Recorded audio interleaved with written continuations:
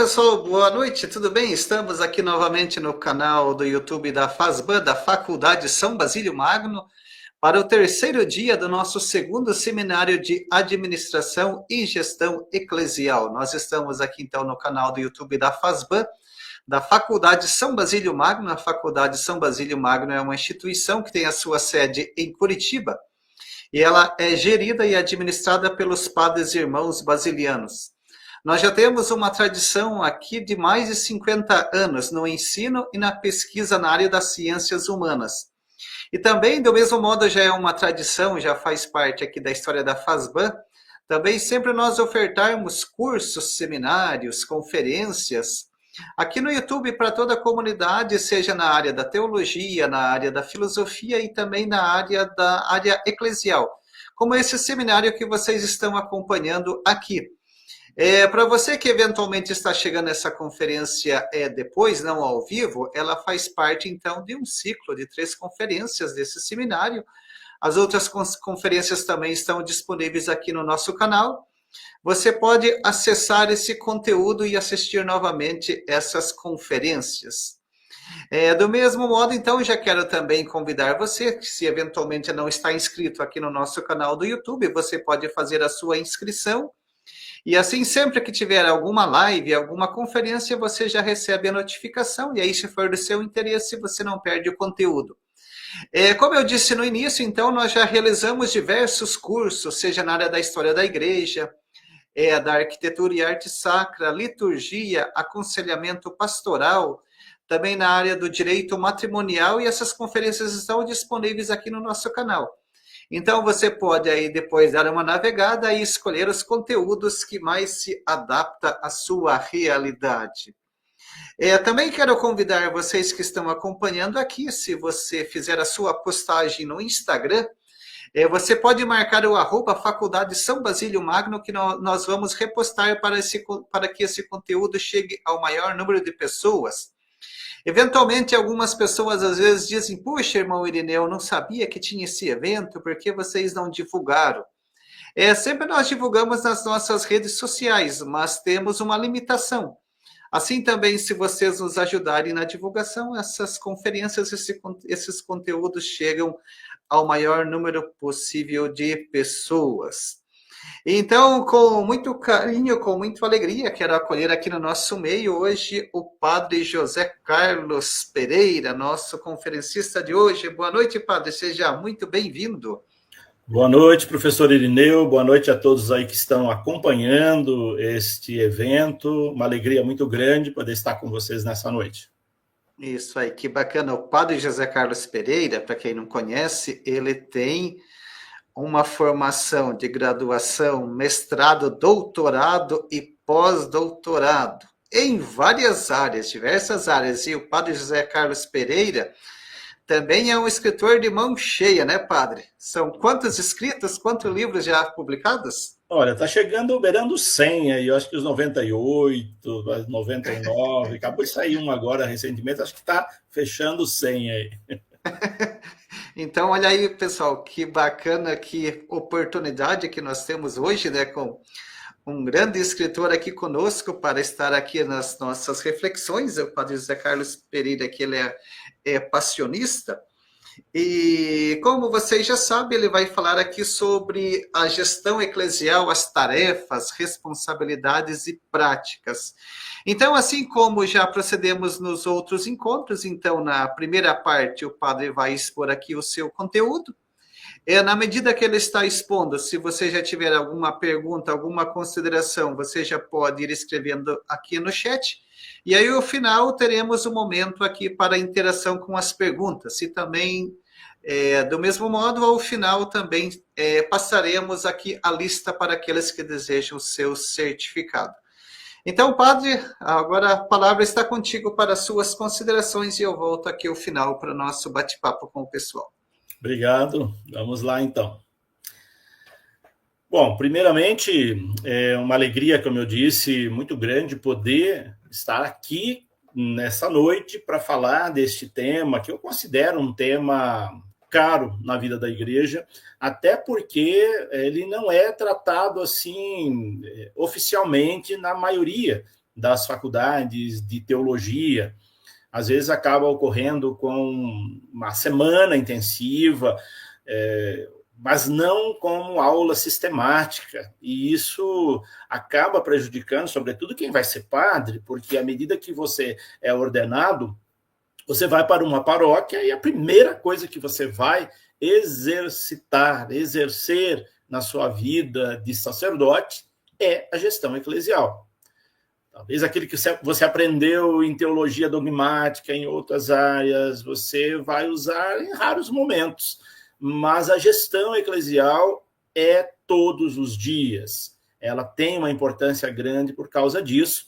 E, às vezes, o sacerdote, o neo-sacerdote, esbarra numa grande dificuldade. E não é só para quem é novo no presbitério, também, às vezes, nós encontramos padres aí com um caminhar já de 20 anos, 30 de padres, e que tem dificuldade de gerir uma paróquia, porque não tem as informações básicas de gestão de administração. Daí a importância deste tema. Nessa noite, o que eu vou trabalhar com vocês é um tema que está neste livro que a Ave Maria publicou.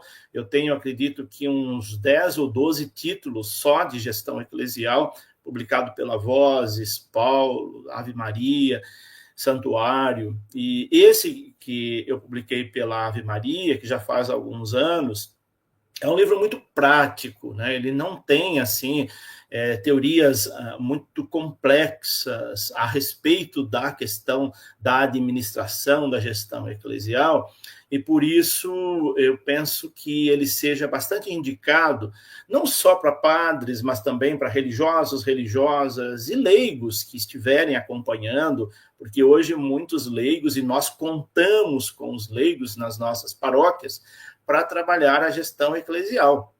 Por isso é importante que o leigo também saiba o que é a gestão eclesial para poder caminhar em conjunto com o sacerdote.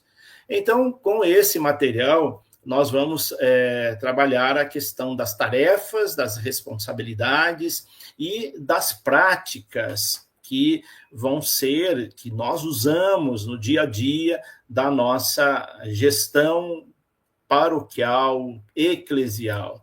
E por isso eu fiz aqui de início esse organograma, porque aqui a gente já tem uma visão panorâmica do que trata a gestão eclesial. E é um pouquinho esse quadro que eu queria conversar com vocês nesta noite, de uma maneira muito rápida, obviamente, porque o nosso tempo é um tempo curto, mas para a gente ter uma visão panorâmica da gestão eclesial, com algumas fundamentações.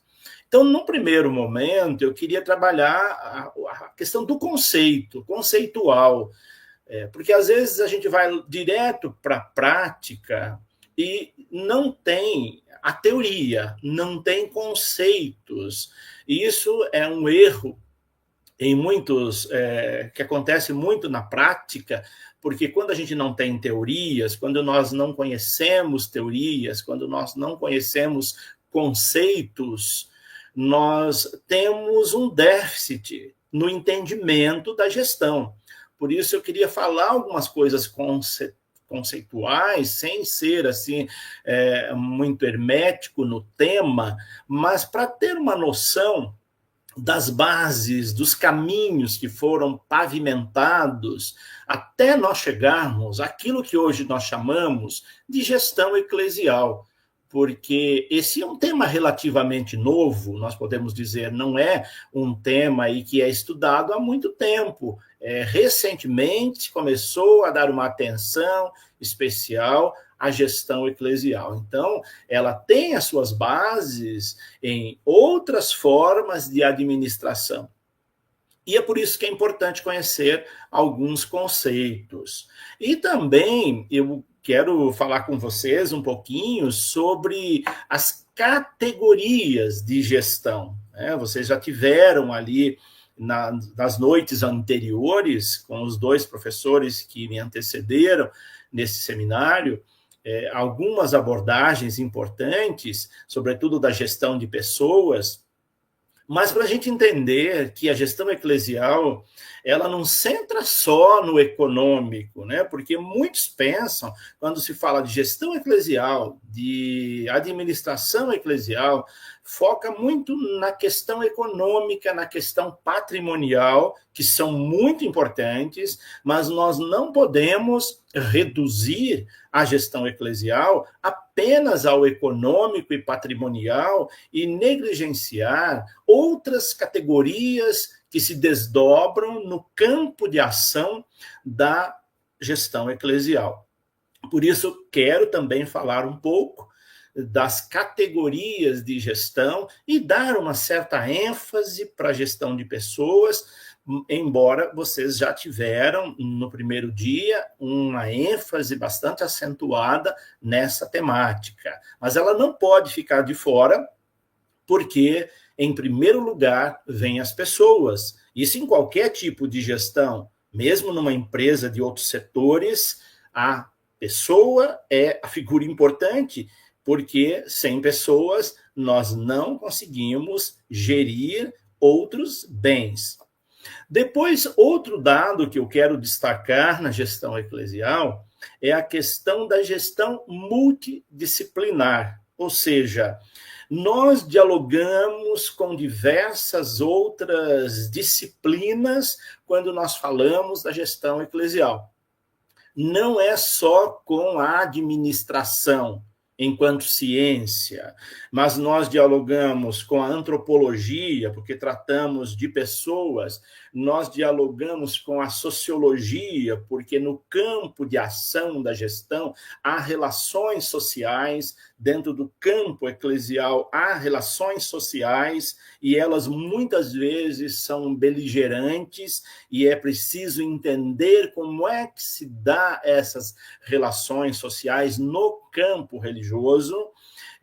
Dialogamos com a psicologia e é preciso ter uma noção de psicologia para você lidar com pessoas e situações, enfim, é um desdobramento de relações interdisciplinares que estão vinculadas com a gestão eclesial. Por isso, ao falar de gestão eclesial, nós não podemos isolar o tema em uma determinada bolha, uma determinada área. Tem que ampliar esses horizontes. E aí, nesses desdobramentos, nós lembramos a questão da liderança, que é um desdobramento da gestão de pessoas. Então, nós trabalhamos com lideranças. Aquele que está gerindo, o gestor propriamente dito, que tem uma responsabilidade que a ele foi confiada, ele é ou deveria ser uma liderança. Então, é importante trabalhar o tema da liderança na questão da gestão eclesial e também a questão dos conselhos pastorais, que é outro assunto muito estreito, muito vinculado na gestão eclesial. Não se faz uma boa gestão se ela não for através de conselhos ou com conselhos, conselho de pastoral, conselho econômico, conselho missionário, enfim, os inúmeros conselhos que nós temos aí nas diversas instâncias da nossa igreja. E também é importante saber que a gestão eclesial ela é exercida com diretrizes. Daí, então, é importante que tenhamos as diretrizes gerais da ação evangelizadora da igreja no Brasil. A igreja tem que ter diretrizes, né? Para uma boa gestão, nós precisamos enquadrá-la, encaminhá-la, conduzi-la a partir de diretrizes que vêm de instâncias superiores. No nosso caso, ela vem da Conferência Nacional dos Bispos do Brasil, e a Conferência Nacional dos Bispos do Brasil recebe orientação latino-americana, do CELAM e depois de Roma. Enfim, nós temos instâncias superiores que precisam ser contempladas e precisam ser levadas em consideração quando se trata de gestão. Por isso, não é um tema assim tão simples, é um leque que se abre e que precisa ser contemplado tudo isso.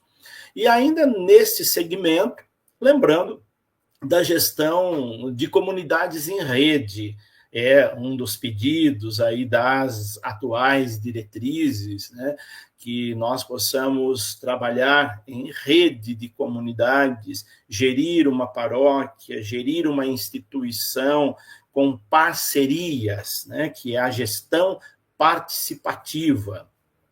E também a de aconselhamento pastoral, porque a gestão não pode ser um ato isolado, nós precisamos ter parcerias, ter encaminhamentos que nós fazemos com outras instâncias e pessoas, e daí então a necessidade também de contemplar o aconselhamento pastoral. Também muito importante é o planejamento pastoral. Eu quero dar uma certa ênfase a ele, porque toda boa gestão passa pelo planejamento, por um bom planejamento. Sem planejamento, não se tem uma boa gestão eclesial. E o mesmo se diz na questão do dízimo, né? Que aí nós entramos no campo da gestão financeira, que é o suporte que a igreja tem para a sua manutenção. Então, nós entramos na questão da importância de gerir bem os recursos financeiros. Eu dou destaque aí ao dízimo, porque, no nosso caso, o dízimo é a parte oficial que nós temos de arrecadação. É óbvio que o dízimo não é só isso, ele entra numa dimensão pastoral, mas ninguém vai negar que uma igreja sem a contribuição dos fiéis financeiramente, ela se torna inviável no âmbito da gestão econômica. E por aí vai outros desdobramentos também que quero falar nesta noite. Por isso, então, quando nós falamos do conceito de gestão, pensamos naquelas ideias básicas que vêm à nossa mente num primeiro momento. Quando falamos de gestão, nós lembramos a questão de administrar, a administração de algo que nos foi confiado, a coordenação daquele trabalho, daquela missão, daquela atividade que nos foi confiada. Lembramos também a ideia de reger, né? Reger lembra muito a questão de reger uma orquestra. Essa imagem, ela significa muito, porque dentro da gestão eclesial nós lidamos com as mais diferentes formas de pessoas e situações e trabalhos, e todos eles são muito importantes. Então, como maestro numa orquestra, ele precisa de instrumentistas diferentes para criar uma harmonia dentro de todo aquele coro de vozes e de instrumentos. A mesma coisa na gestão eclesial. Aqueles que está à frente, ele precisa ter essa visão de valorização de cada um, de cada trabalho, de cada maneira de agir, de cada ferramenta que se tem, sabendo que todas elas são muito importantes. E depois a outra ideia que vem dentro do conceito de gestão é a ideia de governança, de governar, de ter aquela responsabilidade de governo mesmo. O bispo na sua diocese, o padre na sua paróquia, os agentes de pastoral com as pastorais, os movimentos, os serviços que lhe foram confiados, e assim por diante. Todos têm, cada um na sua instância, a responsabilidade de gerir aquilo que lhe foi confiado. E também gerir ações públicas e particulares. O que seria isso? A ação pública é aquilo que lhe foi confiado, que é de todos, né? A igreja não tem dono, É importante que a gente saiba disso, né? Às vezes as pessoas se adonam de certos trabalhos, né? Um padre, ele tem uma responsabilidade, ele acha que a paróquia é dele, e ele age como se ele fosse o proprietário da paróquia. Isso é muito complicado quando o padre tem essa visão de propriedade dele da paróquia, e não como um serviço de algo que é público. Mas também a questão de gerir situações e coisas particulares. A própria vida da pessoa, ela precisa ser bem gerida. Uma pessoa que não está bem, que ela está infeliz no seu trabalho, que ela não está satisfeita, é óbvio que ela não vai fazer uma boa gestão. É claro que ela vai ter dificuldade em gerir. Então, nós precisamos também, para gerir bem aquilo que nos foi confiado, gerirmos também bem a nossa vida, seja questão de saúde física e mental e outras situações que aí aparecem no decorrer da vida particular de cada um. A questão espiritual, que é muito importante para nós não cairmos numa aridez, né? Não cairmos numa situação de achar, eu sou apenas um empresário que estou diante de uma empresa de um segundo setor e que agora eu vou deixar de lado a parte espiritual, a parte oracional, e aí nós pecamos, erramos gravemente se assim procedermos. Só que aí entra a gestão particular da sua espiritualidade, da sua vida de fé, do seu compromisso, para que você possa ser um bom gestor. E tudo isso está sob a égide da responsabilidade. Por isso eu destaquei aí a palavra responsabilidade, porque todas essas situações, elas estão envoltas na responsabilidade do gestor. Aí é preciso ter essa preocupação. Então, quando nós falamos de gestão, eu coloco gestão / administração porque são dois conceitos correlatos, né? A administração, ele soa muito como a ciência da administração, enquanto que gestão parece uma palavra um pouco mais suave. Então, nós preferimos usar, muitas vezes, gestão eclesial do que administração eclesial, para tirar aquela característica empresarial. Gestão fica assim quase como que um eufemismo da palavra administração. Ela amortiza um pouco esse impacto que é de uma empresa para a gente trazer para a igreja. Mas já vou falar daqui a pouquinho também sobre essa diferenciação da questão empresarial. Então, gestão, administração são dois temas correlatos, quase que sinônimos, porque eles estão muito entrelaçados. Por isso, ora falarei de gestão, ora falarei de administração. E aí, então, eu coloquei 3 perguntinhas básicas aí que nós precisamos responder para ir elucidando um pouco o que é gestão, o que é administração. Ao responder a pergunta o que, se você pegar essa definição, ela é uma definição muito técnica, né? Uma definição de dicionário, podemos dizer.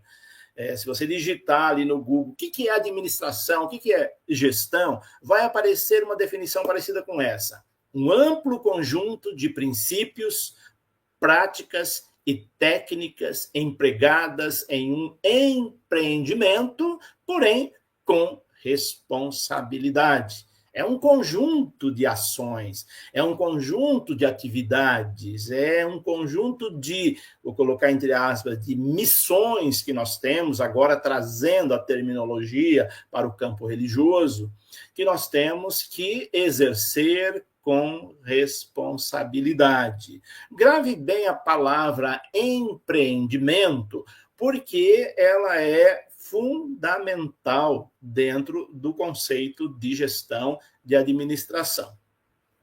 Depois, a outra pergunta é: com que objetivo?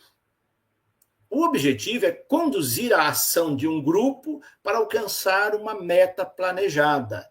Então, o gestor é aquele que tem a responsabilidade de conduzir uma ou mais ações de um grupo, de uma empresa, no nosso caso, da igreja, para alcançar uma meta. Essa meta, ela precisa ser planejada. Daí a importância do planejamento. Grifem essa palavra, se você estiver fazendo uma anotação aí, grife essa palavra, planejamento, porque isso é medular na gestão eclesial. E a terceira questão, a fim de quê ou para quê? Para chegar a um determinado resultado. Toda a ação de administração, de gestão, ela visa um resultado. E mesmo sendo gestão eclesial, nós gerimos em vista de resultados, nós queremos alcançar uma meta, nós queremos alcançar um objetivo. No caso da igreja, a gente coloca como objetivo geral, quando se faz um planejamento, as diretrizes da ação evangelizadora da igreja no Brasil, por exemplo, ela coloca lá estampado já nas primeiras páginas, ou na primeira página, o objetivo geral, que é a meta que se quer alcançar, o resultado que se quer alcançar. Se você não tem uma meta a alcançar, um resultado a alcançar, um objetivo principal a alcançar, você vai ter dificuldade na gestão, porque você não vai saber para que rumo você está indo. Todo gestor, e não é diferente com o gestor eclesial, ele deve saber o rumo que ele quer seguir, o que ele quer alcançar. É como você colocar um barco para atravessar um rio ou um mar, e lá do outro lado, você não saber que lado você quer ir. Você fica perdido.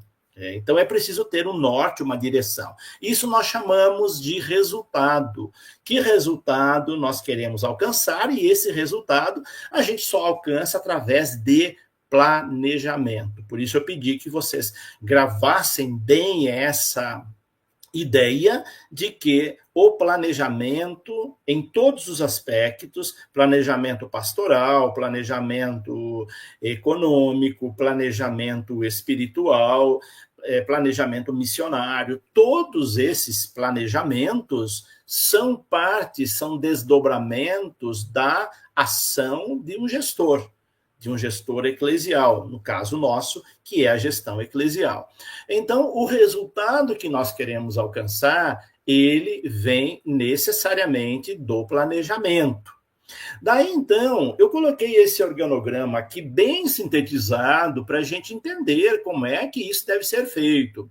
A primeira coisa é um diagnóstico inicial da gestão. Saber diagnosticar a situação em que nós estamos, em que se está, para fazer uma boa gestão. Sem diagnóstico, nós não podemos dar o passo seguinte. Vamos pegar o exemplo aí de uma enfermidade, né? Vou colocar entre aspas. O médico, para te receitar um medicamento, ele precisa ter o diagnóstico da sua enfermidade. Se ele não tiver o diagnóstico, ele pode dar um medicamento errado. A mesma coisa acontece com a gestão. É preciso, já de início, ter um diagnóstico da realidade. Por isso tem uma metodologia de planejamento que é clássica na igreja, que é o método ver, julgar e agir, e que agora já ganhou novas configurações e expressões, né, com o nosso querido Papa Francisco, que deixou esse legado para nós aí com o sínodo da igreja, mas que continua sendo muito importante ver a realidade, ver com um olhar crítico, detectar situações. A partir disso, então, é que se vai fazer a elaboração de propostas, de um caminho que vai ser percorrido a partir desse diagnóstico. Então, primeiro faz o diagnóstico, depois a elaboração de propostas, e aí então submete-se isso para apreciação do conselho. Lembrando, não é uma pessoa sozinha que está fazendo isso, mas ali, com o conselho de pastoral, se analisa esse diagnóstico obtido, avalia essas propostas que foi construídas juntos, para começar a executar as ações. Essas ações, elas são previamente preparadas para depois serem aprovadas dentro desse caminho. E, por fim, avaliar esses resultados. Então, você pode perceber que é um movimento dialético, né? Movimento dialético no sentido dado ali pela dialética hegeliana, da tese, antítese e síntese, que vai gerar uma nova síntese. Então, nesse sentido, a gestão eclesial, ela tem esse processo dialético, porque ela é constante, ela vai gerando outras situações e isso vai aperfeiçoando. Então, os resultados obtidos a partir de um planejamento é um resultado participativo, que houve a participação de todas as pessoas. Esse movimento faz parte do processo de gestão. E agora eu queria trazer para vocês, então, depois dessa breve introdução, também uma breve explanação teórica. Quando nós falamos de gestão, de administração, nós não podemos deixar para trás algumas figuras que foram muito importantes nos primórdios, que são muitas, né? Mas eu selecionei aqui apenas 3, que são importantíssimos, porque eles pavimentaram um caminho que hoje nós podemos percorrer com mais segurança. Eu refiro, então, a esses 3 personagens aí da história da administração, começando pelo Frederick Taylor, que foi um dos primeiros lá, ele nasce em 1856 e morre em 1915, ele foi pioneiro para sistematizar a administração como ciência. A administração passou a ser vista como ciência da administração, como algo assim mais sério, científico, a partir de Taylor. O Taylorismo trouxe esses elementos que falo deles daqui a pouquinho. Depois nós vamos ter o Max Weber, que é um dos pais da sociologia. Claro que eu não vou entrar aqui na teoria weberiana, mas Weber trouxe uma contribuição gigantesca não só para a economia, para a sociedade, para a sociologia, mas também para a gestão, para a administração. E nós vamos ver quais foram rapidamente as contribuições de Weber e que hoje nós utilizamos sem saber que elas eram de Taylor, que elas eram de Weber e também do Peter Drucker. O Peter Drucker é um dos últimos, né, baluartes da administração moderna. Ele é considerado, é chamado o pai da administração moderna.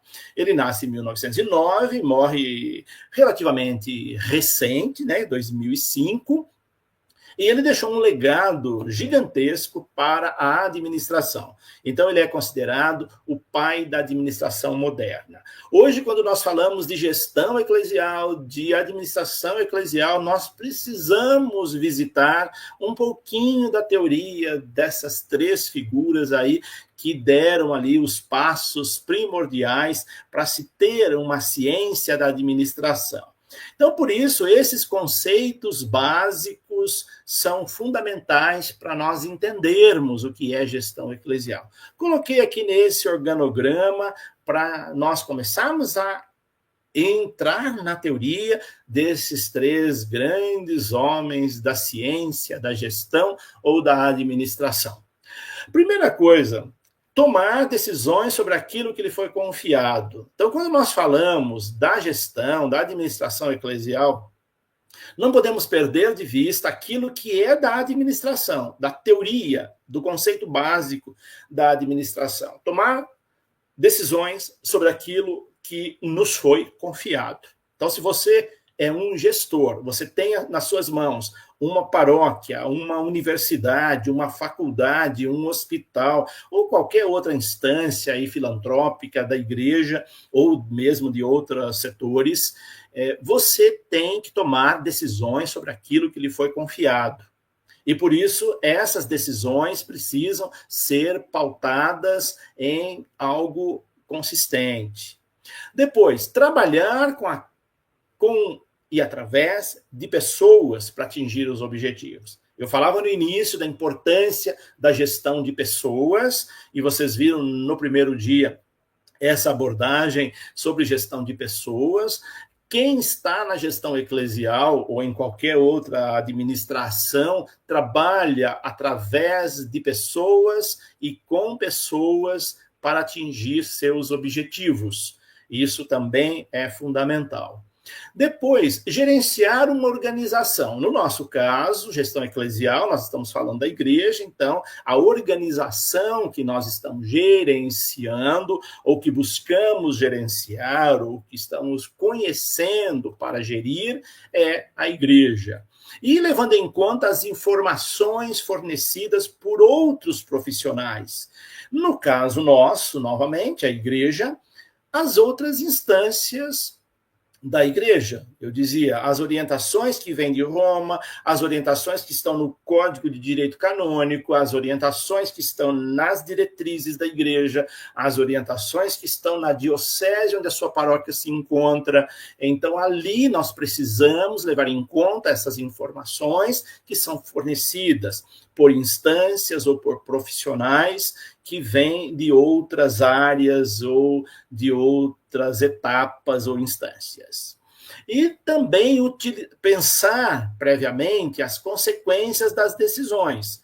O bom gestor é aquele que, antes de tomar decisões, ele pensa nas consequências. Pensar nas consequências significa, em outras palavras, planejar. Quando nós planejamos, nós estamos naturalmente pensando nas consequências das decisões que nós vamos tomar. Por isso que é importante a gestão participativa, porque você não vai errar sozinho se porventura errar. Assim, pensar nas consequências de determinados atos a serem tomados é importante. Aqueles que não pensam nas consequências acaba causando grandes prejuízos na gestão. Por isso, pensar previamente as consequências das decisões. E avaliar esse processo. Esse processo precisa ser avaliado constantemente, desde o planejamento, pensando nas ideias prévias, até a execução delas. Há sempre uma avaliação constante. A avaliação não se dá só lá no final, depois que tudo o caminho for percorrido. Se avalia no decurso desse caminho, no percurso desse caminho. E, por fim, utilizar as ferramentas e organismos adequados. Dentro de uma paróquia, por exemplo, quais são as ferramentas e organismos adequados para uma boa gestão? Eu já citei ali os conselhos, mas nós temos também as assembleias, nós temos os estatutos, nós temos os documentos, e nós temos recursos humanos, pessoas capacitadas que podem nos assessorar. Então, se nós estamos numa gestão eclesial, você deve contar com advogados idôneos, com administradores de empresas, confiáveis, de pessoas economistas, de pessoas que sabem pensar aquela situação junto com outras para que o caminho seja feito, percorrido de uma maneira muito segura. Por isso, então, é importante conhecer os fundamentos da arte de gerir e conhecer também esses grandes teóricos, né? Falo rapidamente, então, do Frederick Taylor. Frederick Taylor, conhecida a sua teoria como o Taylorismo. Se nós tivéssemos que resumir numa palavra a teoria do Taylor, ela seria a teoria científica da administração. Taylor foi um dos primeiros a pensar a administração como ciência, não apenas como uma ferramenta técnica. Isso é muito importante que a gente tenha em mente, porque a gestão, ela tem essa característica científica. Se você quiser aprofundar um pouquinho mais na teoria de Taylor, eu indico este livro aqui. Esse livro do Taylor, ele é bastante, ele tem uma linguagem clara, é um livro assim de fácil entendimento, Princípios de Administração Científica. Esse livro você encontra com muita facilidade, ele é um clássico da administração de empresas e ele vai ajudar na administração eclesial. Então, eu indico esse livro do Taylor para aqueles que quiserem aprofundar na teoria de Taylor como administração científica, ou a teoria científica da administração. E essa teoria, o que ela busca? Eu selecionei aqui dois pontos importantes, né? Primeiro, otimizar a produção. Lembrando, ele está num contexto de realidade capitalista, que é os Estados Unidos. Ele fala de produção de bens, de economia. Então, a base dele não é a igreja, mas ele vai pavimentar um caminho que a igreja vai pegar depois. E ele tem como meta ali, na teoria científica da administração, otimizar a produção, fazer as coisas com qualidade. Vamos trazer numa outra linguagem para nós e pensar o seguinte: fazer as coisas bem feito. Eu penso que isso não é diferente hoje também para nós na gestão eclesial. Você quer fazer uma coisa meia boca, uma coisa mal feita? Então, conheça a teoria de Frederick Taylor e você vai saber como é que você otimiza as suas ações, aquilo que você produz, aquilo que você faz. E o outro tópico é aumentar a eficiência através da aplicação de princípios científicos do trabalho. É fazer as coisas com metodologia, com método. Até então, isso não era pensado na administração. A administração ela tinha aspectos primitivos antes de Taylor. A partir dele, ele pensa princípios científicos para o trabalho, para a gestão. E isso é importante porque vai conferir seriedade ao trabalho. Então, esse legado nós devemos a Taylor. Depois, Taylor vai ser o precursor da teoria que vai defender 3 elementos muito importantes. Primeiro, a padronização de processos. Ou seja, é preciso ter algo padronizado. Não pode ser as coisas, uma sai de um jeito, outra sai de outro. Aí entra no âmbito do mundo capitalista, obviamente, da produção em série, etc., todos com qualidade. Mas essa padronização de processos também confere qualidade ao trabalho. Você pega, por exemplo, uma paróquia bem gerida, você vê ali os agentes de pastoral, todos afinados no seu trabalho, todos cientes da sua missão, com resultados pastorais, missionários muito eficazes. Tudo isso ajuda a entender que lá na base está a teoria de Taylor, que a gente ignora, obviamente, não sabe muitas vezes, mas está ali a padronização de processos. Depois, a divisão do trabalho. Outro ponto muito importante, não é uma única pessoa fazer tudo sozinho. Grave bem isso, porque ainda hoje, nós pecamos muito nisso, de querer fazer as coisas sozinho. Nós precisamos dividir trabalho, dividir funções, dividir a missão. Não se faz um trabalho. Quando alguém quer abraçar sozinho um trabalho, você já sabe qual é o resultado. Nós encontramos muito disso em nossas paróquias, daquelas lideranças autoritárias, muitas vezes negativas, que quer fazer tudo sozinho, que não divide trabalho, que não sabe trabalhar em equipe. Isso tudo prejudica a gestão. E aí nós vamos encontrar na teoria de Taylor essa divisão do trabalho, que hoje é muito valorizada para nós entendermos que não se faz as coisas sozinhos. Tudo que nós fazemos, nós precisamos da ajuda de outros, nós precisamos dividir trabalho. Quanto mais a gente aprende a fazer isso, mais nós ficamos ali conseguimos fazer um bom desenvolvimento das nossas ações.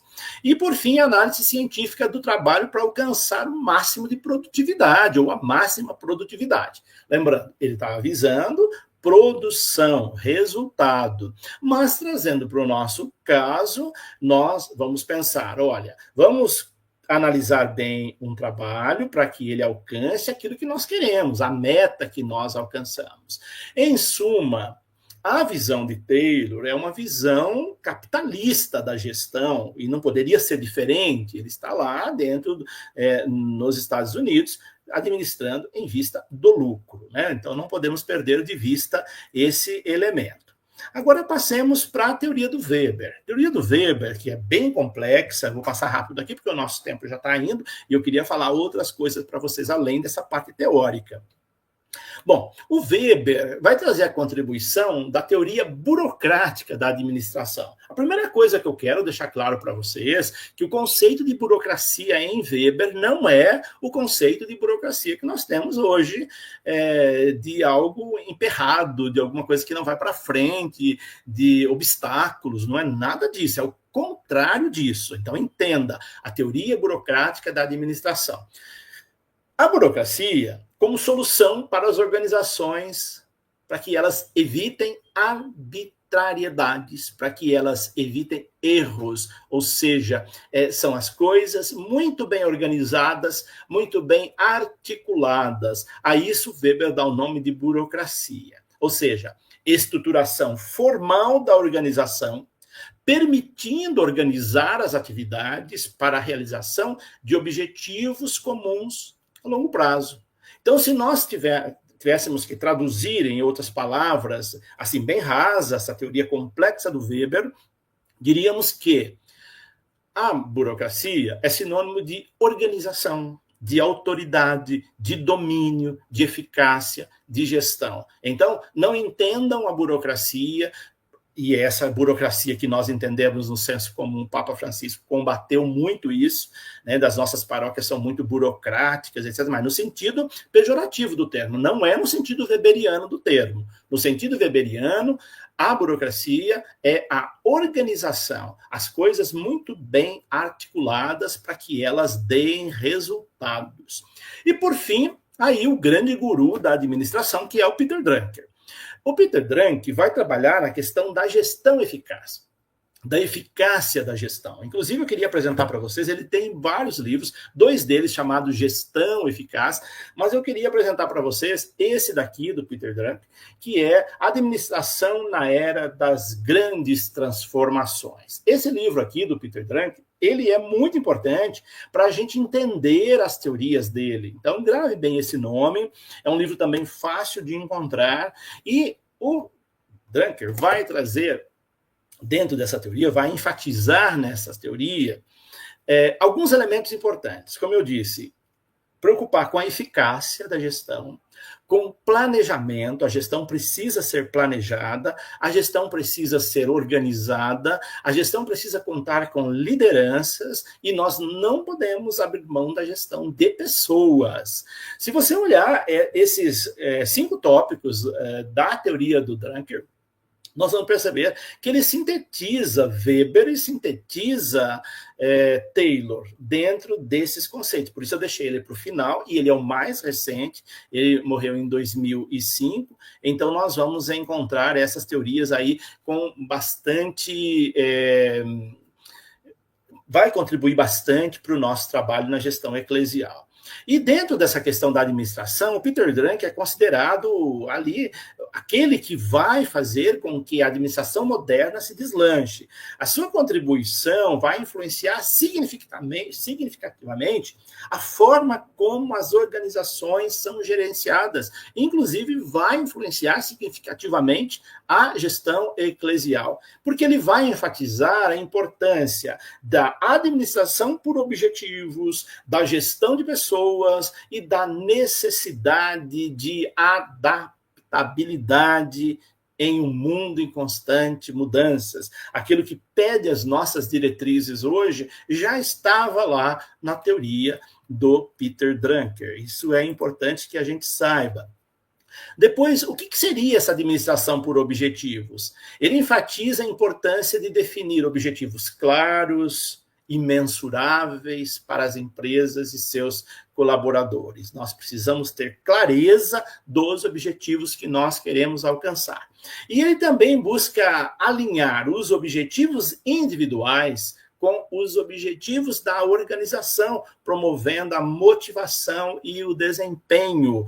Então, nós temos que pensar também no indivíduo, não só na corporação, não só na instituição, porque ela é composta de indivíduo. Se o indivíduo não estiver bem, a instituição não vai bem. Aí nós lembramos de um outro que deu uma contribuição grande na administração, que foi o Abraham Maslow. O Abraham Maslow, ele vai trazer ali a psicologia da administração, contemplando isso que o Peter Drucker fala aí na motivação tanto da pessoa quanto do indivíduo. E aqui, já finalizando essas teorias, se hoje nós discutimos sobre gestão eclesial e sobre a importância de temas como gestão de pessoas, gestão participativa, é porque outros, como esses citados, pavimentaram um caminho sobre administração moderna, e porque eles detectaram a necessidade da eficácia nessa missão, gerindo de modo descentralizado.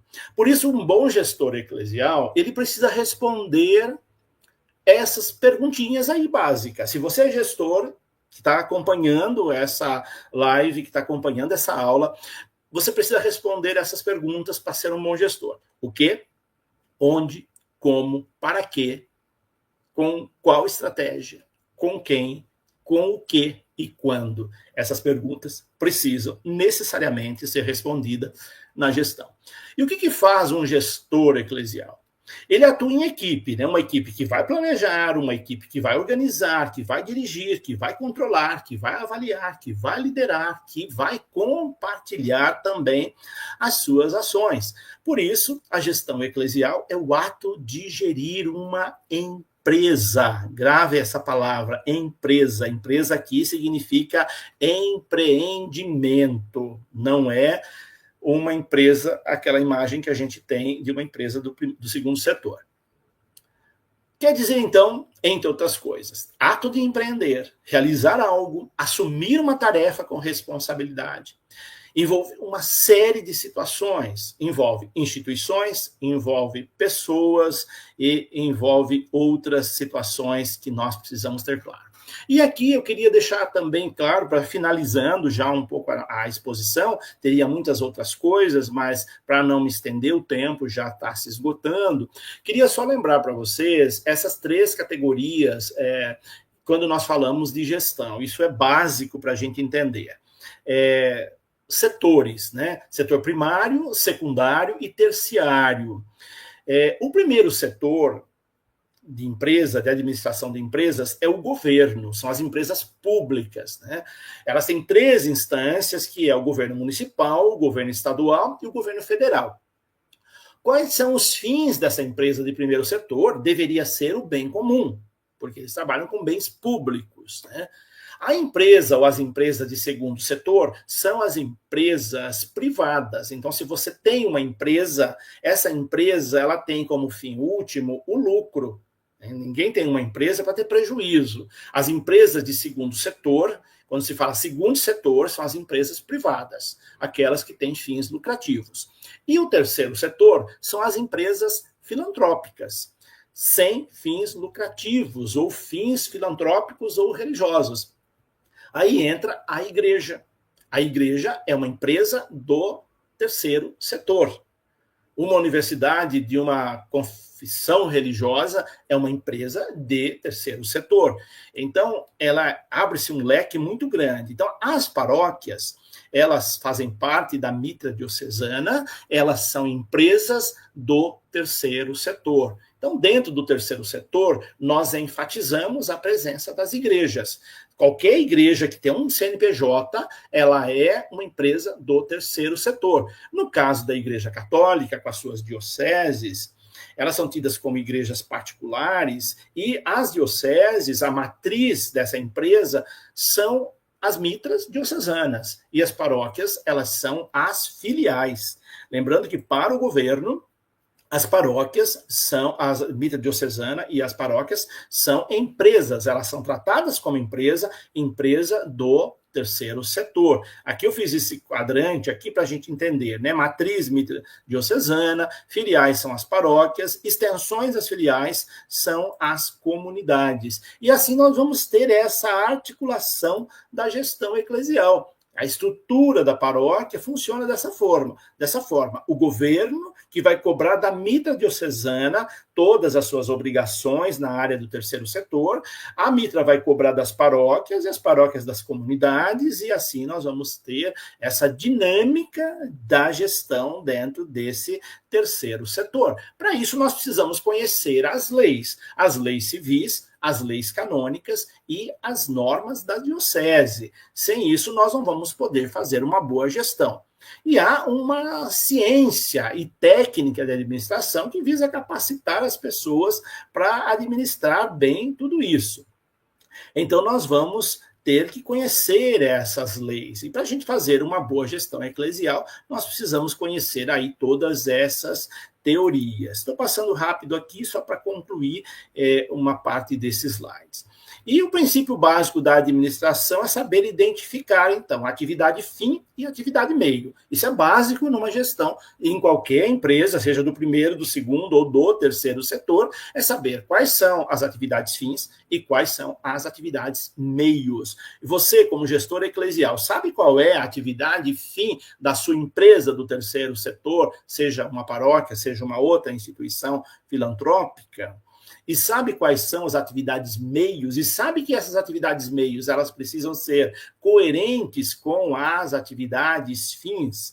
Por isso, o fim último de uma paróquia é a evangelização. É a razão dela existir, é aquilo que ela pretende atingir como principal meta, principal objetivo. E por isso, então, tudo que se faz numa paróquia precisa estar voltado para esse fim aqui, que é a evangelização. As atividades meios são as pastorais, os movimentos, as celebrações, as ações sociais, os eventos de arrecadação que se fazem. Aqui, se eu tivesse tempo, eu queria falar desse ponto aqui, porque é aqui que nós pecamos, é aqui que nós erramos, que muitas vezes os eventos de arrecadação que nós fazemos não são condizentes com a nossa atividade fim. Ele não comunga com a atividade fim, porque vendemos bebida alcoólica numa festa para arrecadar dinheiro para evangelizar. Como é que nós podemos fazer isso? Isso é um tema muito polêmico e outros também que se desdobram, que acabamos tendo atitudes que os fins justificam os meios aí naquela teoria atribuída ao Maquiavel.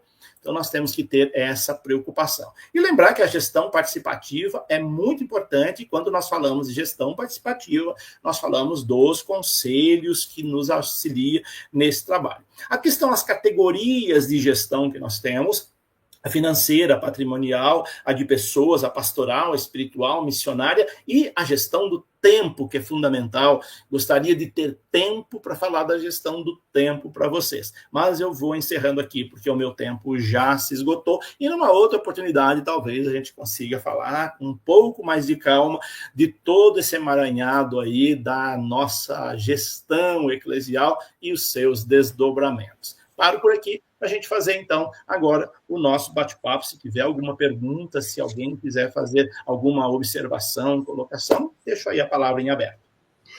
Muito bem, então, agradecemos e parabenizamos o padre José Carlos Pereira pela sua explanação aí, bastante didática, bastante conteúdo. Lembrando, então, vocês que desejam aprofundar ainda mais esse tema, esse conteúdo, nós temos aqui na FASBAN o nosso curso de pós-graduação em Administração e Gestão Eclesial. Iniciaremos a nossa 5ª turma agora no meio do ano, em julho. Então, os nossos cursos aqui na FASBAN, eles são em módulos, então serão 2 semanas agora em julho, 2 em janeiro e em julho do próximo ano. Já estamos com essa turma confirmada, então já está a turma confirmada e queremos iniciar agora no meio do ano. Também já estamos com a turma confirmada para o nosso curso de pós-graduação em Arquitetura e Arte Sacra do Espaço Litúrgico. Já vamos, padre, para a 12ª turma consecutiva. Então, temos estudantes, engenheiros, arquitetos de praticamente todos os estados do Brasil e também do exterior, do Paraguai, do Peru, do Equador. Entrou em contato comigo esses dias, que também virá estudar aqui conosco nessa nova turma que vai começar também agora em julho. Também estamos com as inscrições abertas para o curso de pós-graduação em liturgia. Você também que tem interesse nessa área pode também vir aqui estudar conosco. Todos os nossos cursos são em módulos.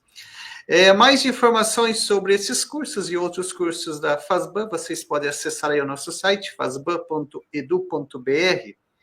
Acessando lá o curso, no site também tem o link lá para o WhatsApp. Você clicando nesse link, você é direcionado para enviar uma mensagem que cai no meu número. Então, se também tiver alguma dúvida, pode clicar lá que nós podemos conversar. Então, aqui chegando aqui algumas perguntas aqui no nosso chat, pessoas também aqui elogiando, o Gabriel, parabéns, Padre José Carlos. Aqui eu vou fazer uma primeira aqui que tinham me mandado aqui no meu WhatsApp, foi o João Pedro, ele é um seminarista, ele perguntou, o que podemos fazer para melhorar a formação, ele diz, dos jovens, dos seminaristas e das pessoas das igrejas nas comunidades, né? Para que tenham uma nova mentalidade na gestão da igreja e das nossas comunidades. Pergunta o seminarista João Pedro. É uma ótima pergunta esta, e eu vejo que ela é bastante relevante, porque acabamos não nos preocupando, muitas vezes, em dar formação e informação sobre essa questão para as pessoas. A maioria das pessoas, elas acham que a igreja não é uma empresa a ser gerida, ela acha que as coisas caem do céu, ela acha que Deus é providência e como o maná que caiu no deserto, ele cai também ali na igreja sem nenhum esforço, né? A boa parte das pessoas, no senso comum, imagina dessa maneira, imagina que as coisas, até uma vez me perguntaram, para que a igreja precisa de dinheiro? Para que a igreja precisa falar do dízimo e etc.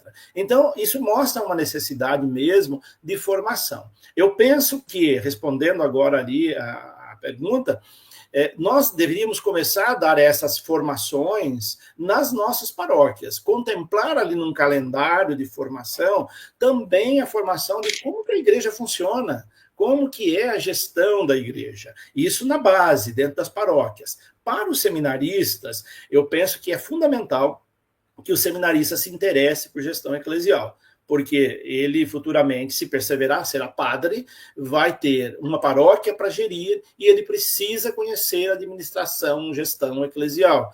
Então, se na faculdade não tem uma matéria, na grade curricular, assim, com seriedade essa matéria, ele precisa buscar em outras instâncias, porque ele vai precisar disso depois como padre. Então, os bispos precisariam se preocupar com isso, e alguns já estão se preocupando, mas também o seminarista precisa ser autodidata. Quando ele percebe que na faculdade que ele estuda não tem na grade curricular a matéria, gestão, administração eclesial, ele deve buscar em outras instâncias por conta própria, preocupado com a sua formação e com a sua ação pastoral depois de padre. Isso é muito importante. Então, fico com essas duas dicas, né? Que os padres promovam formação nas paróquias, nas bases, e que as dioceses tenham nos currículos a matéria, a gestão eclesial, e se não tiver, que a pessoa busque em outras instâncias que oferecem essa matéria. E o caso da FASBAN, eu falava aí com o irmão Irineu no início, né, que muita gente não sabe que a FASBAN oferece gestão eclesial, porque não é uma matéria comum de se encontrar. Muitas pessoas querem fazer um estudo, uma formação nessa área e não tem, então precisa buscar as instâncias, as instituições que oferecem isso. É muito valioso. É isso que o padre falou uma vez, um dos nossos professores falou, que às vezes, né, o seminarista nunca administrou uma banca de cachorro-quente, né? E, de repente, ele se depara com uma grande paróquia, que é uma empresa enorme, com vários departamentos, funcionários, questões burocráticas de terrenos e outras, né? Isso Então, mesmo. a preparação é fundamental, né? Então, aqui a irmã Micaela, excelente apresentação, obrigada, Deus abençoe. Aqui tem uma pergunta do Marcelo, que ele primeiro ele faz uma explanação, aí nós vamos lendo juntos. Ele fez uma explanação inicial para depois fazer a pergunta. Marcelo Augusto Alves, ele diz, padre, agradeço a brilhante reflexão que o senhor propôs. Aproveito aqui para deixar uma dúvida. Atualmente, na vida eclesial, fala-se em sinodalidade em tomadas de decisões mais dialogadas. Aí segue ele. E, diante das várias demandas da vida comunitária, há realmente, diz ele, momentos e situações em que as lideranças leigas contribuem, com ideias boas e eficazes na organização e planejamento das ações e atividades religiosas. Diz ele, por outro lado, existem momentos em que as sugestões e opiniões das lideranças leigas distanciam da realidade ou pelo menos da ação mais adequada para responder determinada demanda. Seja por pouco conhecimento específico da causa, exemplo, questões mais pastorais, litúrgicas de eventos, etc., seja por falta de formação das lideranças na comunidade local para responderem melhor aos desafios, seja por qualquer outra razão.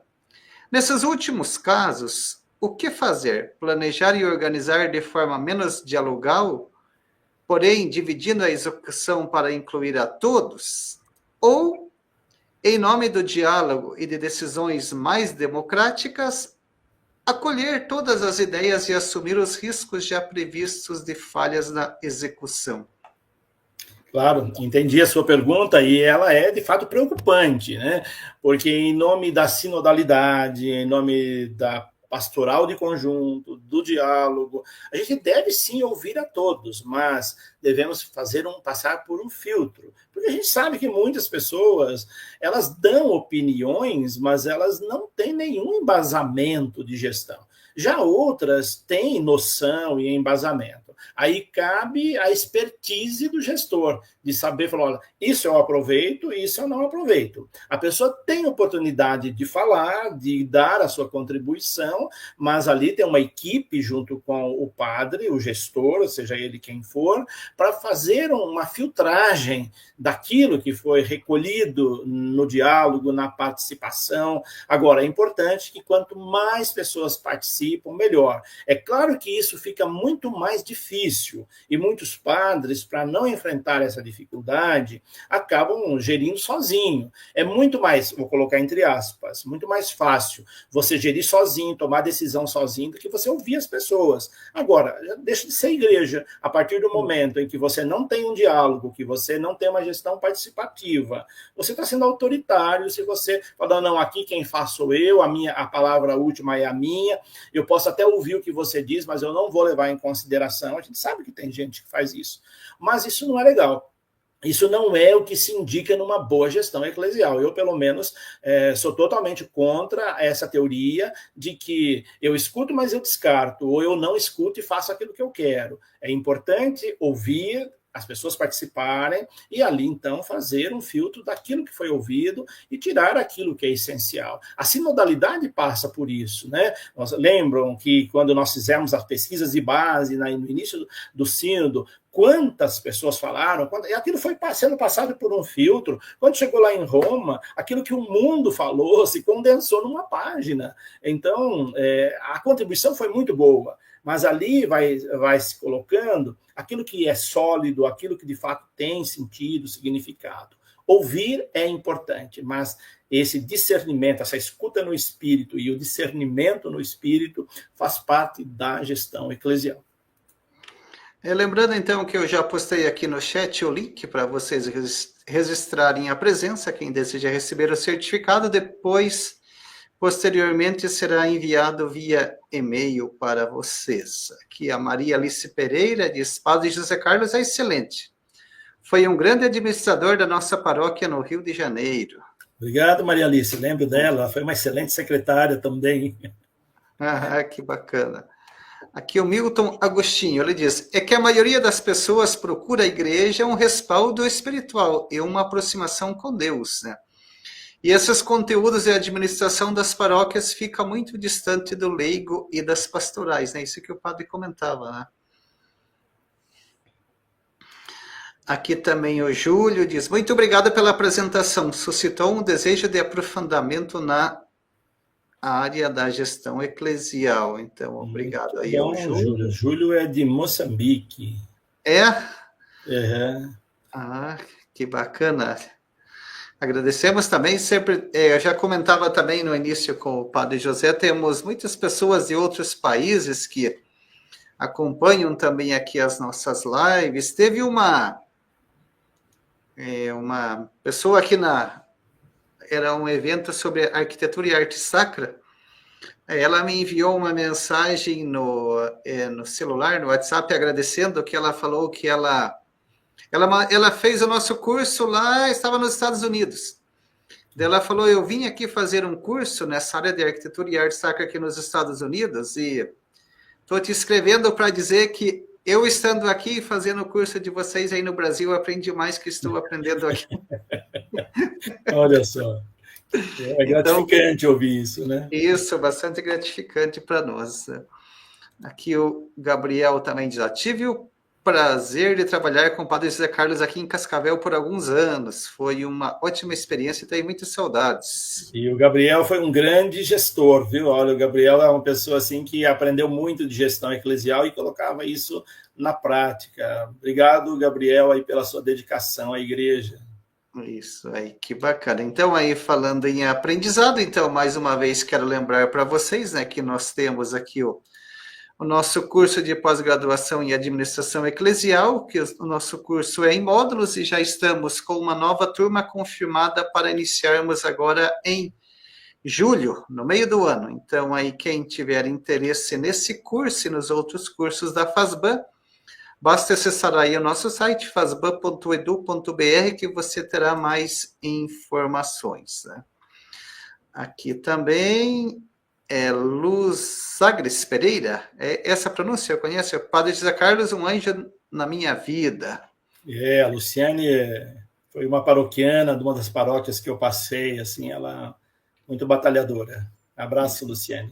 Isso aí, que bacana. Então, agradecemos todos vocês aqui que estiveram conosco hoje e também nos outros dias aqui do nosso seminário. Então, eu sempre digo, padre, é muito gratificante a maneira como as pessoas participam e colaboram aqui no chat com as mensagens. Também é uma forma também de evangelizar e fazer uma boa missão, né? Às vezes nós vemos tantas pessoas agredindo e sendo indelicadas com as outras na internet e eu sempre agradeço e acho muito positivo a maneira como as pessoas se portam. Às vezes, em outro conteúdo, as pessoas elas compartilham informações também aqui no chat. Às vezes, algumas pessoas perguntam e outras já respondem. Uhum. Então, também aqui para nós, como instituição, primeiro como basilianos, como ordem religiosa, é uma missão nossa também, né, na propagação do conhecimento e também como instituição de ensino, né, também ser esse ambiente acolhedor, um ambiente no qual as pessoas que tenham esses interesses comuns possam estar juntos e compartilhar aqui desses conteúdos. Então, mais uma vez, muito obrigado e parabéns a todos vocês que participaram mais uma vez e pelas excelentes contribuições que sempre vocês deixam.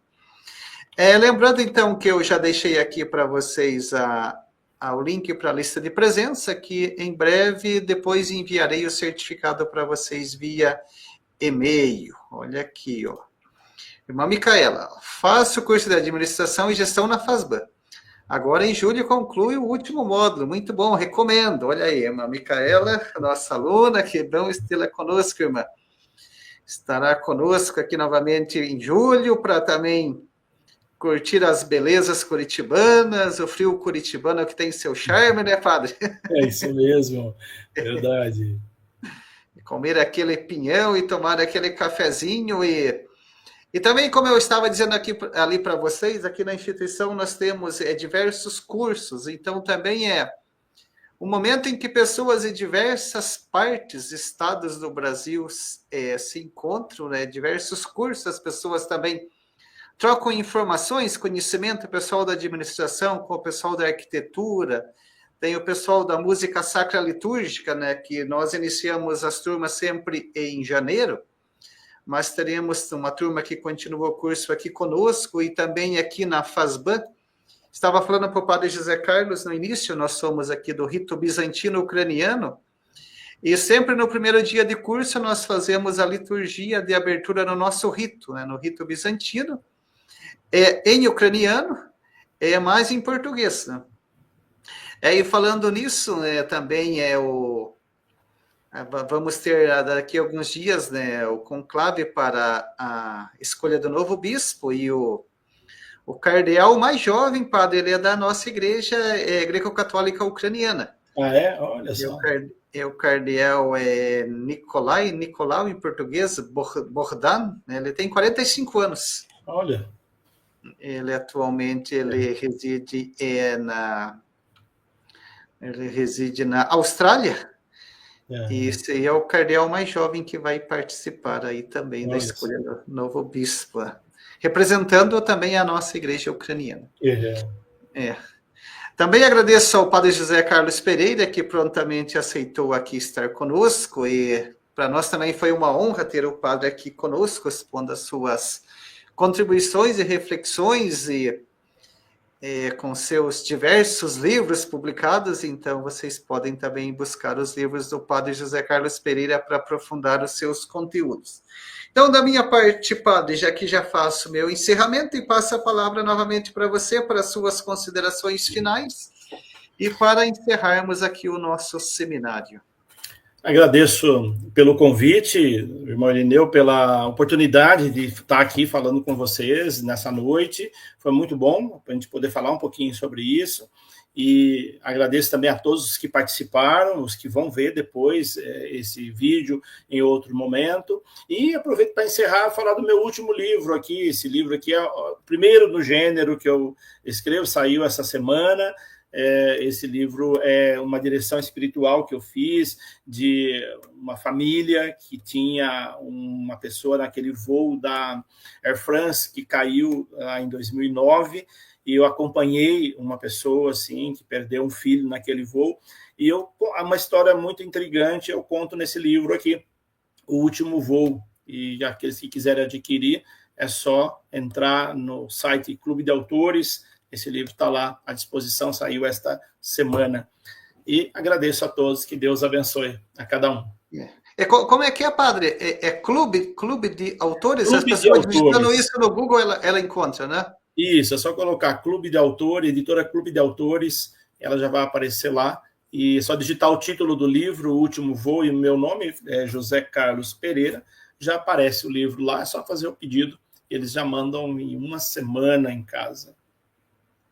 Aí, ó, que bacana, então. Certamente, acho que a maioria lembra, né? Foi uma grande tragédia, né? E certamente terá, então, grandes inspirações. Então, muito obrigado a todos, um bom descanso, uma boa noite e até a próxima.